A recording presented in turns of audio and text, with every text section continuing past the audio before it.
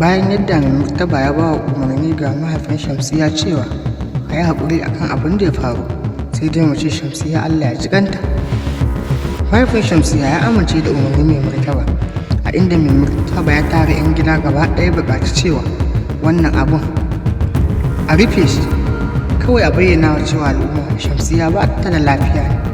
Allah ya karɓi abinta, ita kuwa a Kilishi ta butse, ta ce ita ba za ta amince ba don wallahi sai ta ga bayan Sumayya, kamar yadda Sumayya ta ga bayan Shamsiyya, to ita ma wallahi sai ta ga bayan Sumayya. Hakan ya tawo da Sumayya hankali sosai ba kaɗan ba, inda Sumayya ba ta da wani aiki yin sai kuka. Shi kuma Abba Galadima ya zo ya tadda matar tashi koyaushe a cikin kuka, inda ya tsugunna a gaban ta yake cewa ki yi haƙuri Gimbiya, ki shiru, ki kwantar da hankalinki, ba wani abu wanda zai faru da ki. Har tun da sarki mai martaba ya umarci cewa a rufe wannan zancen a ce baki wace ba, to ki san da cewa sarki yana son ki kuma yana tare da ki, don haka ki daina tayar da hankalinki. Kilishi ba kowa bace ba a gidan nan, ji Abba mai martaba haka yake cewa matar tashi wato Sumayya, inda ita kuma Sumayya ta bayyana mai cewa wannan al'amarin babban al'amari ne, ko ina aka je ni za a ce na kashe ta, don haka ne ma na zaɓi mutuwa da wannan rayuwa.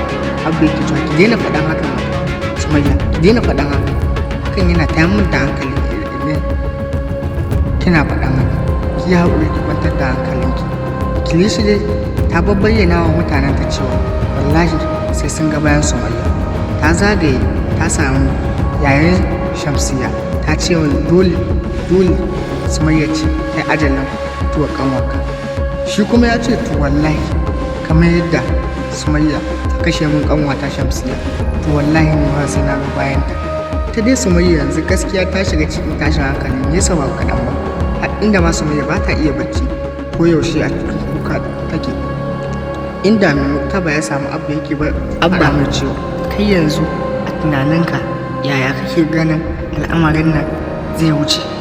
Abba yake cewa ya mai martaba, duk yadda ka ce ni ba zan yi masu a kai ba, domin umarninka shine umarnina, duk abin da ka yanke ni ma haka ne a wajena. Idan wannan ne farkon shigowarka, kakka sha'afa ka danna mana subscribe sannan ka taɓa alamar ƙara, domin haka shi zai ba mu ƙwarin gwiwa kawo su suka kwane ingantattun abin da yake faruwa. Ku dai ku biyo mu a wannan, za mu dinga kawo muku dukkan abin da yake faruwa a cikin shirin labari na.